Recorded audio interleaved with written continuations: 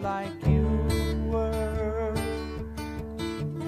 Oh man, look at my life, I'm a lot like you were. At the conclusion of GAP, please be seated for the holding the presentation of the flag. At this time, we'd like to begin. Please stand.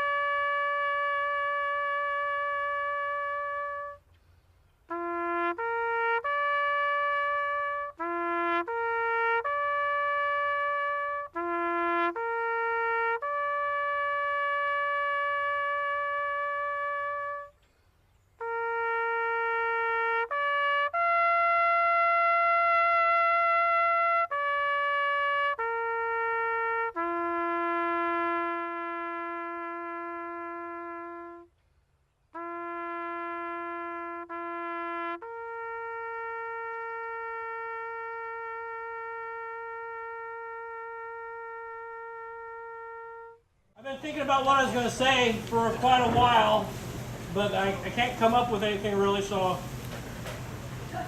My dad, there's a lot of customers here that we work for, and there's a lot of church members. We're from the LDS church, and a lot of families, so we're just excited and we're thrilled that so many people showed up. And Dad worked with the Boy Scouts and the Cub Scouts for probably, since I was in Boy Scouts, he's always been involved. So it's been a long time. And his last calling was in the Cub Scouts. He was a Cub Master, and he was there every week with those boys, having fun and giving them a hard time. And then about 8 years ago, they called me to be in the Cub Scouts. And so I've been kind of maybe just carrying on. But I have a little thing I do with the Cub Scouts that I just love, because it reminds me about how my dad, all of us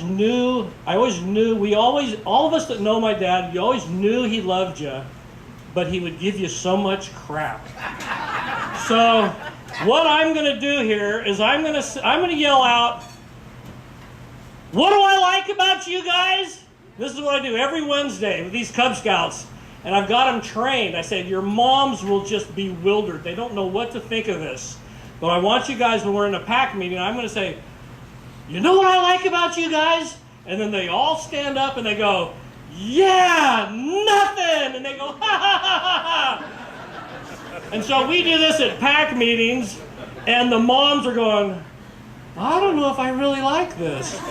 But the boys have a great time. So I want to see how much participation I can get out of you guys to make me feel more at home for a minute when I do this. I want you to stand up and say, "Yeah, nothing." Lean back and go, "Ha, ha, ha, ha, ha." All right? Does it sound fun? Yeah! You know what I like about you guys?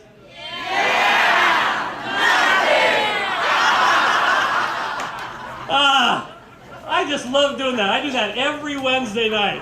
And those little boys, they're just like, It is so fun. And it kind of reminds me about my dad.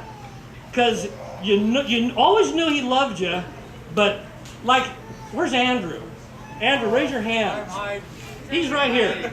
Andrew and I worked, and Jeff, but Jeff wasn't around in the beginning.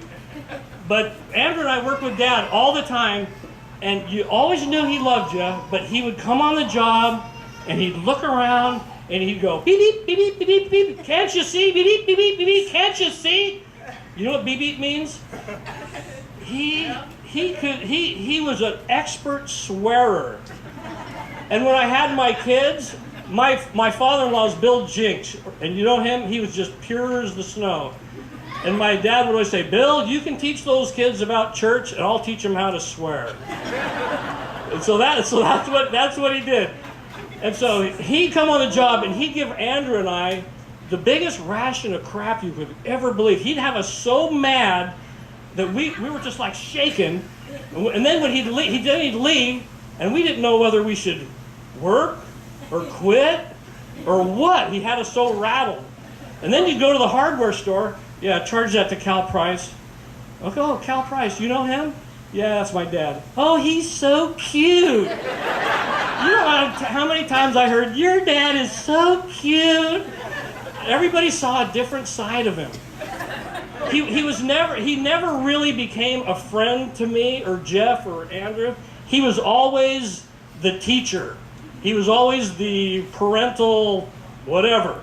He'd never come down to really being your friend and do stuff with you. When he was 25 or whatever and he decided to change his wild ways and come from southern Utah, he used to, from the stories I hear, his great pleasure came out of drinking and driving, and then driving really fast. So when he decided to put those ways of what behind him, he started coming to church, raised a family, and he never looked back. And that's something to admire, you know, I think. And he wanted to take care of us the best he could. Like, for example, he had us all get our teeth fixed. We all had braces. We all went to the doctor. And he had the worst teeth ever. If you ever talk to Rex, man, they were just like falling out. But he made sure that we had everything. His family, if you look at the pictures, his family was like the most important thing to him. And, you know, he was a great craftsman. You guys all know that he loved his job. He loved working. I think he loved going out and meeting the people and talking to them about their jobs. He was a great craftsman, but I think he loved people more than doing the work. And that's what I really like about my dad. And that's all I have to say.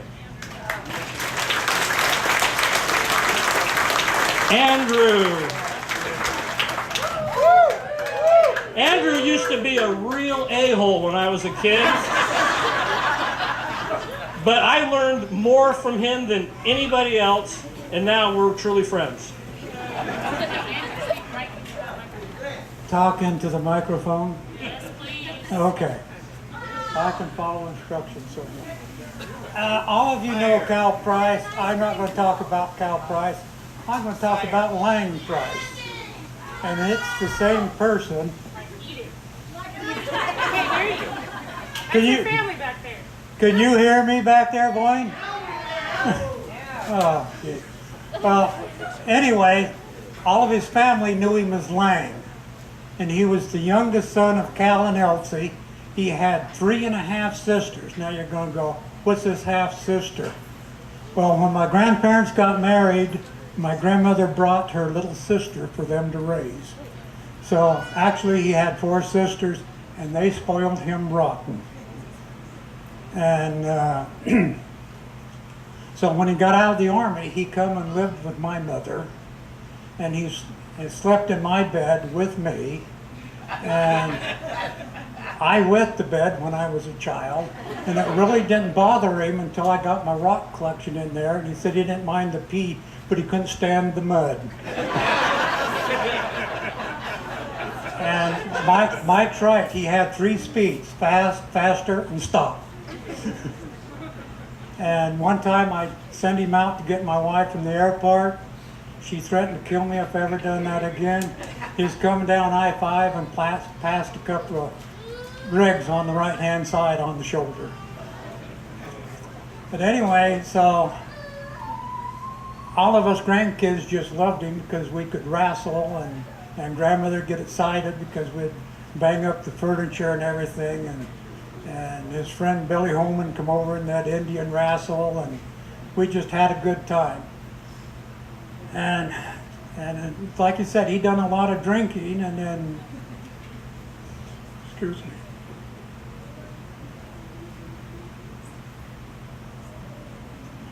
One day my mother asked me what I wanted to be when I grew up. I said, I want to be a drunk like my uncle.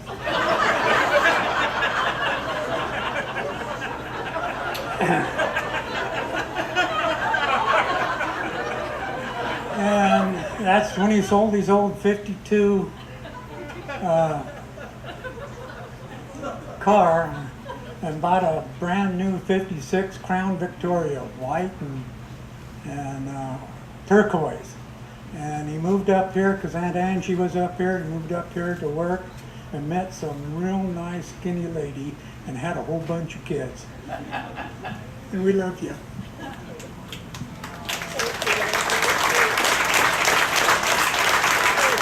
Earl, your turn.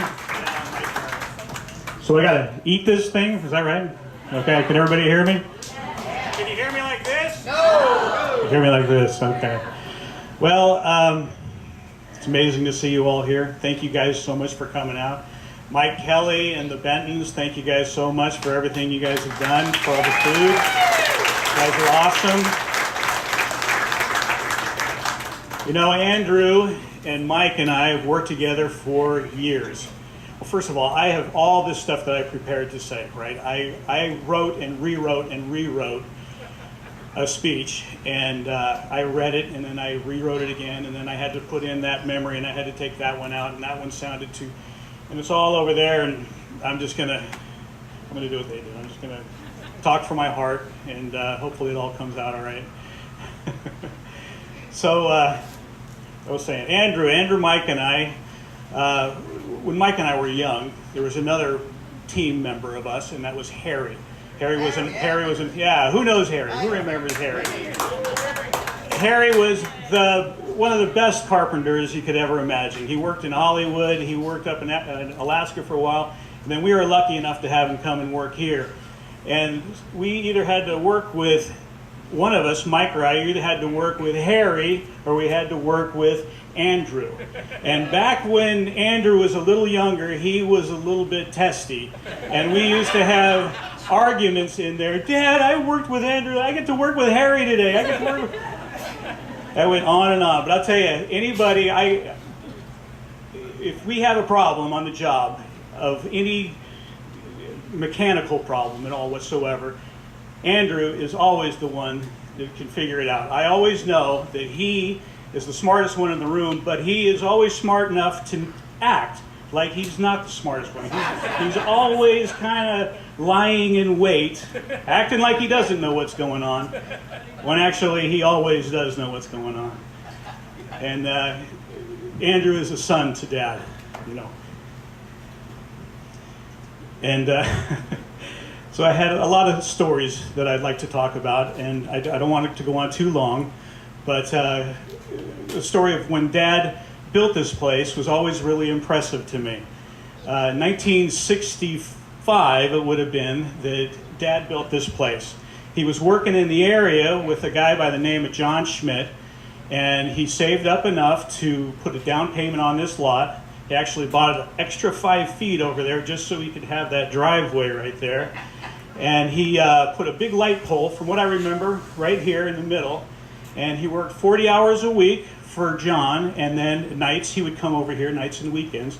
And it took him 5 months from the time he broke ground and the time we moved in. That seems like it seems crazy looking back, but if Dad said that that's the way it happened, that's the way it happened. So then we move in here in 1965, what was the greatest street ever. Don't cry. This place, every house down this street had a kid in it. And we had so much fun. It was just unbelievable. Right next door was a vacant lot for quite a long time. And we used that vacant lot for a mini bike racetrack and for wiffle ball and for all kinds of fun that we had. And then that was about the time that Hogan's Heroes was out. And Hogan's Heroes kind of made it seem like it was a good idea to build an underground fort. So I'm pretty sure that it was Mike who went over there, right over there, and dug a big hole and put a piece of plywood over that. And we'd go out there and hang out. Was that you? Did you do that? Yeah. I mean, I was a little young at the time. I mean, I remember it, but it was, and so then we had this hole there, and then I remember starting to dig a tunnel from the hole.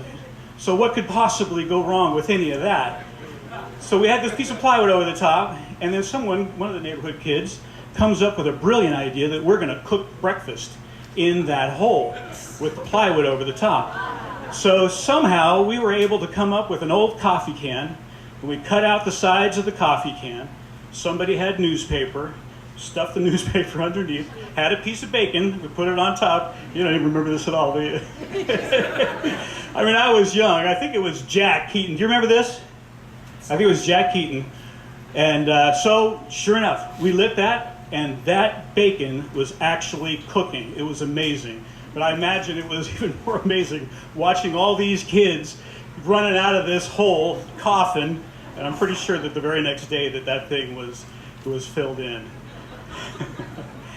Now, we had so many nice memories through the years. Just thinking of the wonderful things that Dad has done, and it's so nice to see you all. Jim Clevenger coming as Dad, and seeing the Olmsteads and everybody that we've moved in with these people, and we live with them for months at a time, and we have all the issues that any roommate would have, right, Bob? But we've gotten to know everybody so well, and it's been so fun. And Dad always loved it. He always loved meeting people. He loved drawing the plans. If you haven't had a chance to walk in that extremely clean office over there, I want you to walk through that office and notice the plans. He drew, Dick once said that Dad was one of the best architects that he ever knew. And he was. Dad was a fabulous architect. He designed every square inch of any job he would utilize. And when I built my house, when Dad and Mike and Andrew all together built my house downtown, I decided to use a different architect for some dumb reason. I don't know. As a young man, I made several dumb things, dumb ideas. So I kind of wanted to do it on my own. So I got this architect. I paid a ridiculous amount of money. And in the end, Dad took the plan and he redid it anyway, the way it should have been. But then this architect asked me to bid on a job, big job. And so I said, what the heck, I'll go look at it. And Dad kind of came along with me because he kind of wanted to see what was going on there. So we went through this job and this really detailed, intricate plan. And Dad wasn't saying anything at first, but then he started asking a couple of questions. And then pretty soon, before you know it, the owners of the home were now just listening to Dad. And the architect was following us around the house, listening to all of Dad's great ideas. And then I got an addendum coming out from that plan some couple weeks later. Every single suggestion that Dad made for that job was put into that plan. So Dad was just awesome. And I have a couple of things here I wanted to kind of demonstrate. Well, you know what? I'm not even going to do that. I'm so glad you all came. I love you all. Love you, Mom. Thanks for being here. Who's next?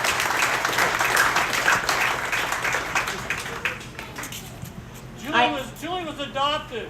Never met me before. I will. I had the man that my brother Mike described. Never met him.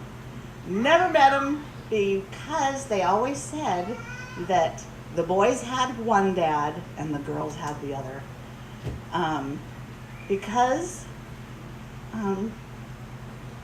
Yeah, it's me. No crying, but I'm gonna. But anyway, my dad was always the rock and the foundation of my life and our lives. And he, not always, sometimes would let us know if we needed to toe the line a little better. But I never had it quite like that. Never swore at me, never heard that. But he never passed me by, or any of us, without touching the nose, grabbing an elbow, or capturing your thumb. Impossible to get rid of, him capturing your thumb. But my father, very proud of, loved him with all my heart.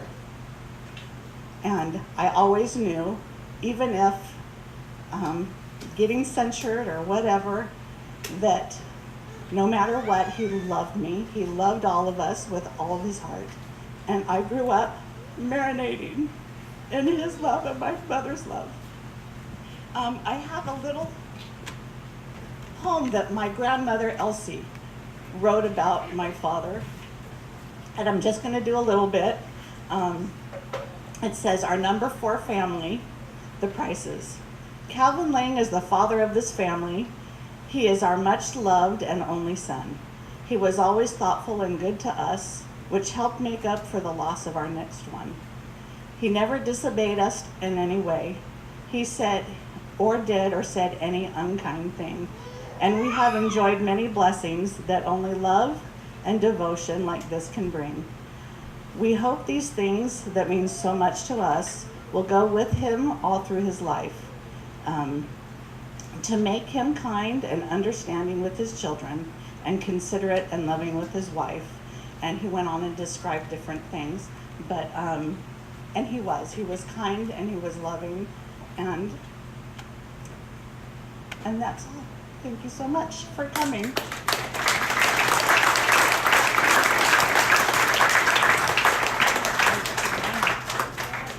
What about Joanna? Joanna wants to go last. Jill and I are going to break this up a little bit, and then we'll have more grandchildren, just a few more go. And then Joanna will have her final say.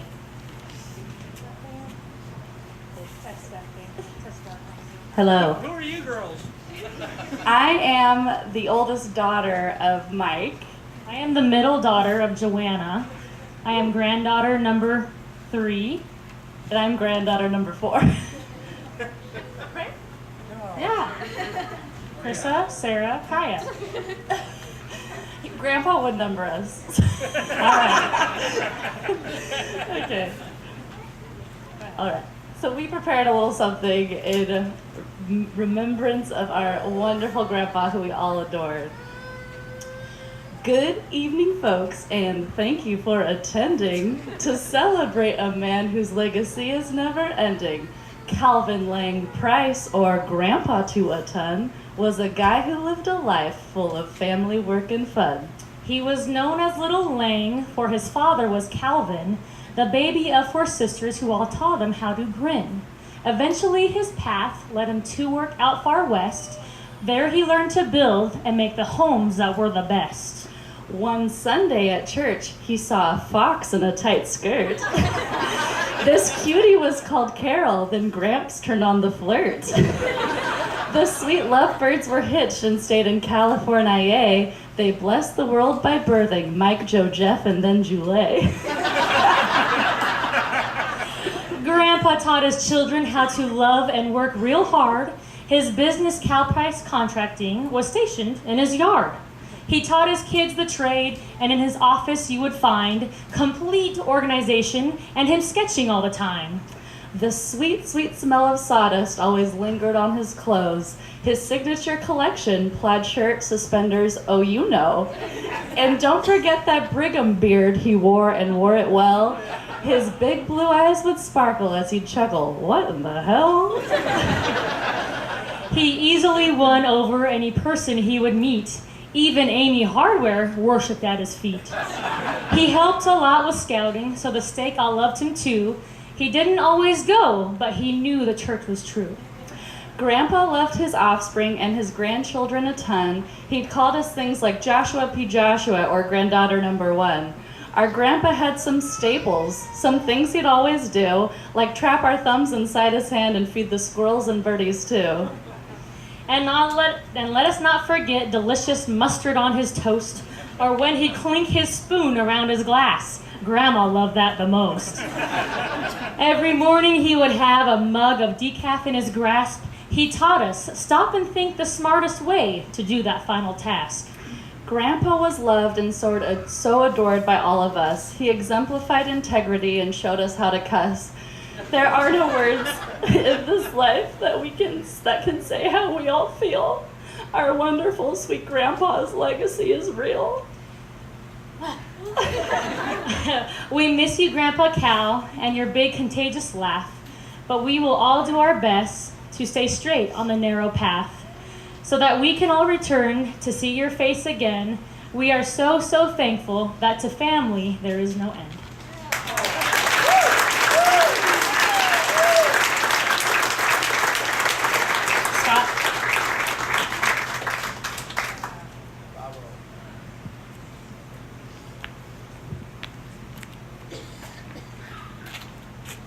I'm grandson number 1.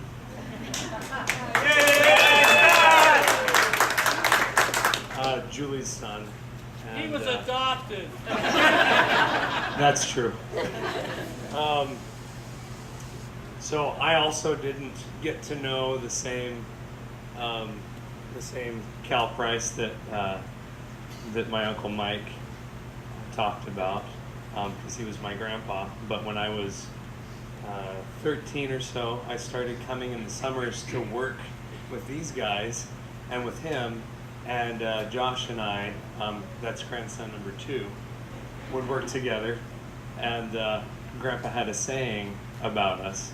He'd say, 1 boy is a whole boy, 2 boys is half a boy, and 3 boys is no boy at all.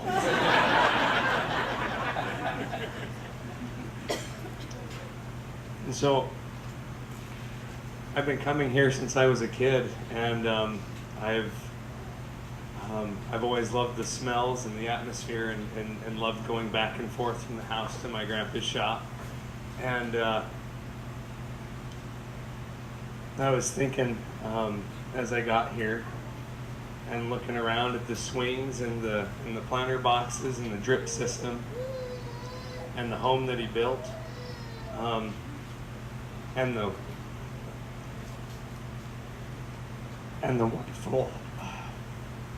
wonderful kids and wife that he had. And I'm so grateful that there's pieces of him all around to remind us of him. He built a lot. A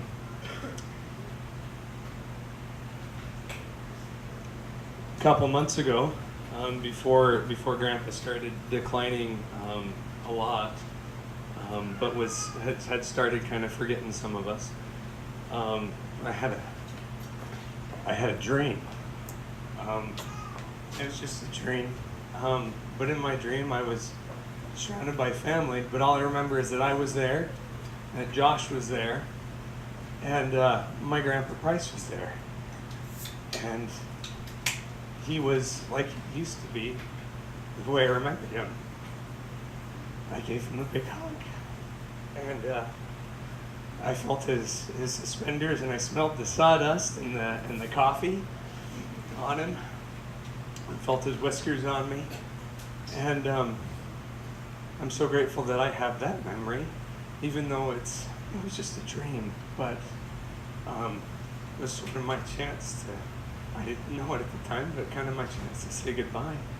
And I love my grandpa very much, and I will always remember him.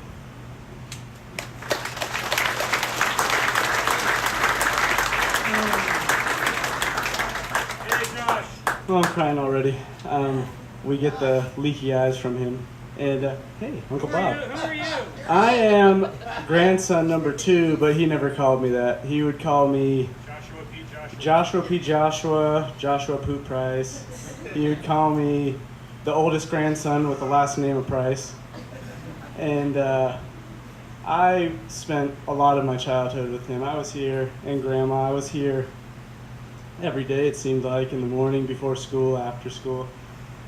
And I've got stories forever, but that would take a lot of time. So when he was declining, I knew he was getting old and declining a bit. And so I started writing down some thoughts, and I'm not going to be able to get through this, guaranteed, but I wrote them down kind of into a little bit of a poem, and I'll just read that and be done.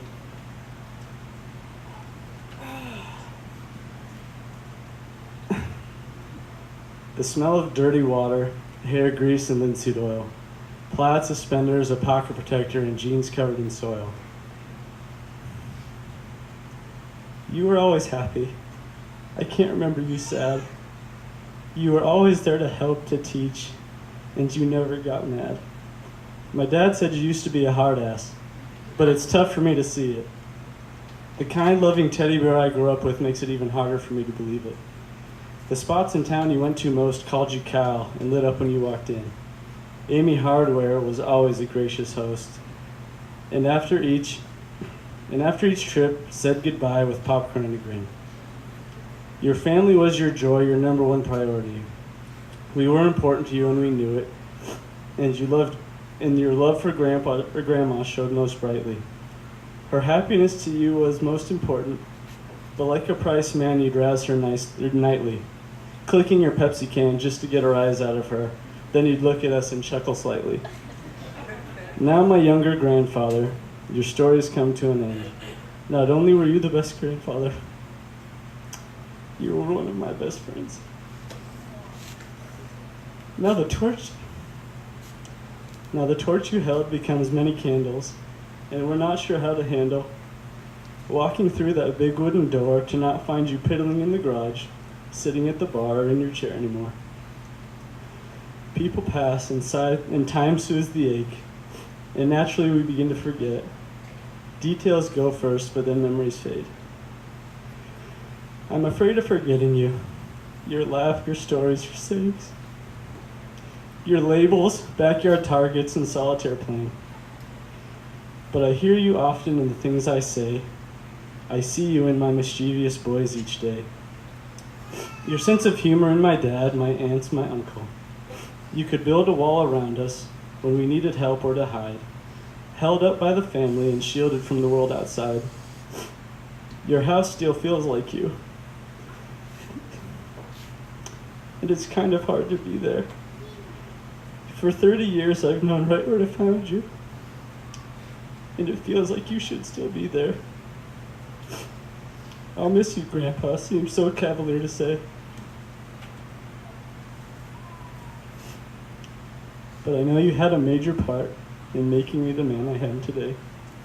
Thank you.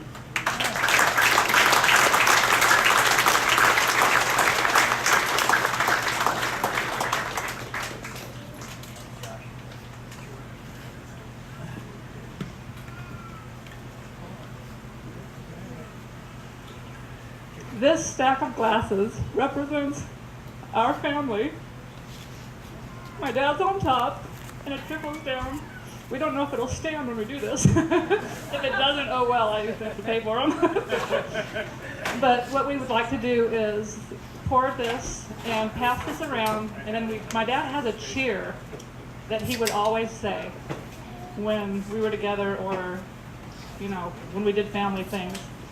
So we're going to pour this, and we would like each one of you to have a glass, and then we're going to cheer to my father. So there's one thing that Julie reminded me of that I spaced off, and before we get to this part, I just want to, and this is going to be tough, and I've embarrassed him a couple times already tonight, but this last year, Dad had a fantastic best friend.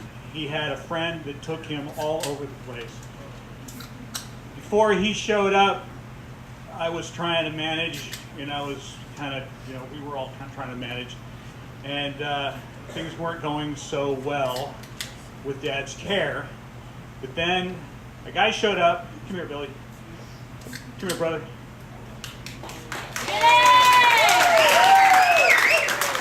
This guy came into Dad's life. This guy was Dad's best friend for this last year. Took him to San Francisco, to Tahoe, went to gambling. How much money did you guys win? a lot. He was there every day. Dad was always clean. Dad was always comfortable. Dad had a great last year, and it's because of this guy right here. I love you, man.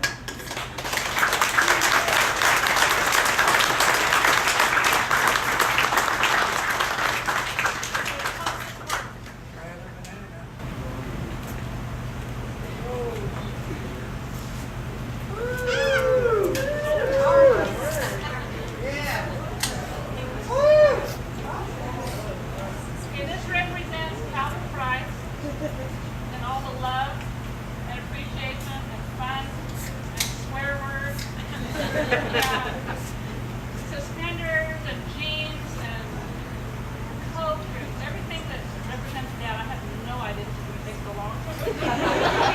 Eating. Somebody else, leave this on the other side so we go faster. Can you? Yeah, there you go. Everybody grab one.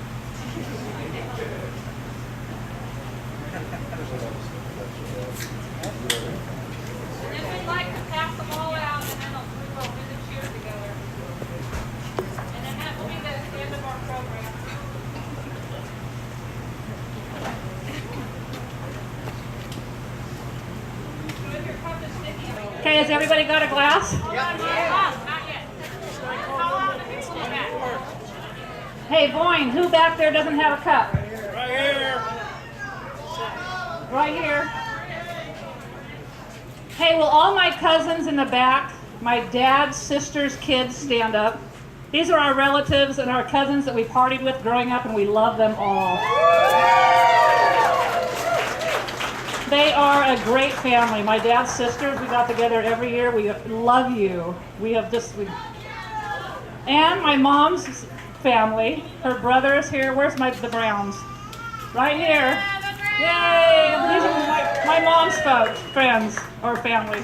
Okay, we still have extras. Everybody got one? Yeah. Okay, this is the cheer. This is my dad's favorite cheer. Ready? Here's to the bottom, to hell with the top. If there wasn't for a bottom, there wouldn't be a drop.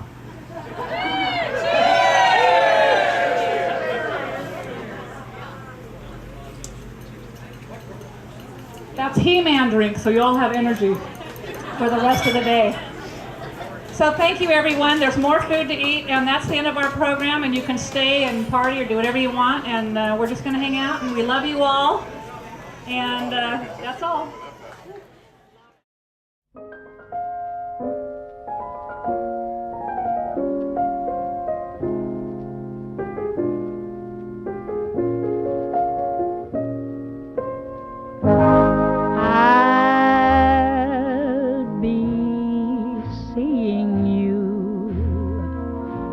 In all the old familiar places that this heart of mine embraces all day through.